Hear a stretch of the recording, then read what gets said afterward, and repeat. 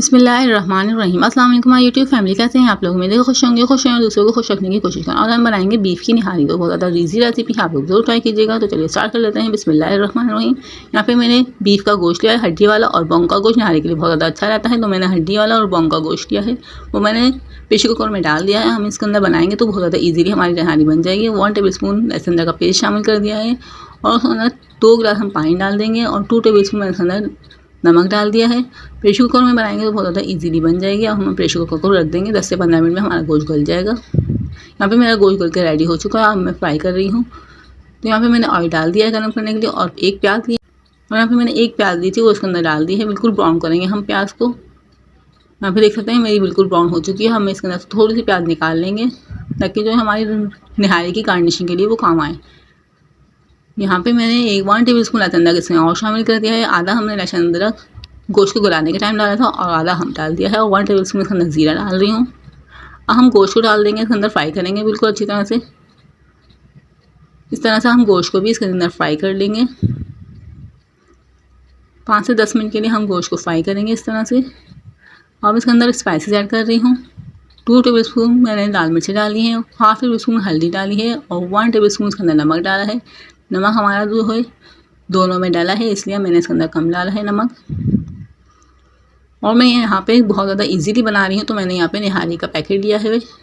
तो आप लोग भी कोई सा भी कंपनी का पैकेट इस्तेमाल कर सकते हैं जो आप लोग को पसंद हो। यहाँ पे मैंने पूरा पैकेट डाल दिया है। हम इसको अच्छी तरह से भुनाई कर लेंगे। मैंने सालन की 2 दफ़ा भुनाई करी, यहाँ पे देख सकते हैं आप। मैंने अभी भुनाई की है, उसमें थोड़ा सा पानी डाल के मैं रख दूँगी, ताकि हमारी जो मिर्चों की स्मेल जो बिल्कुल ख़त्म हो जाए।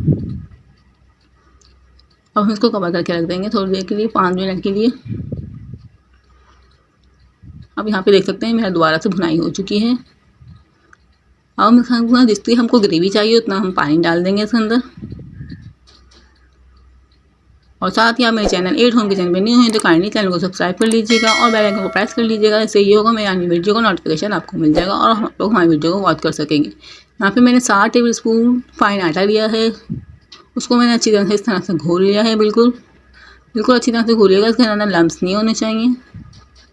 और वो जो हमारा पानी है बॉयल हो चुका है, शुरू होगा बिल्कुल अच्छी तरह से बॉयल हो चुका है। हम इसके अंदर डालते रहेंगे, और हल्के हल्के हाथ से इसके अंदर चमचा चलाते रहेंगे। चमचा चलाना बहुत ज़्यादा ज़रूरी है, ताकि हमारा जो आटा बिल्कुल बैठे ना, पूरे में मिक्स हो जाए, और गुठलियाँ भी ना बने।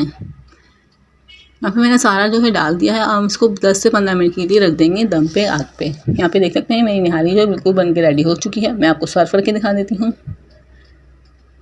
यहाँ पे मैंने सर्व करके दिखा दिया। ऊपर से इसको गार्निशिंग कर देंगे हम हरा मसाले से। जो हमारा हरा धनिया होता है, मिर्चें होती हैं, और अदरक कटिंग करके रखी जाती है, और प्याज होती है लाल, उससे हम इसको गार्निशिंग करते हैं। तो इसकी लुक बहुत ज़्यादा अच्छी होती है, और नींबू उसके ऊपर रख देते हैं। इस तरह से आप लोग देख सकते हैं मेरी निहारी जो बिल्कुल रेडी हो चुकी है। और आप लोग को मेरी वीडियो पसंद आए तो मुझे कमेंट में ज़रूर बताइएगा, और हमारे चैनल को ज़रूर सब्सक्राइब कर लीजिएगा, कमेंट करिएगा, शेयर करिएगा ज़्यादा से ज़्यादा।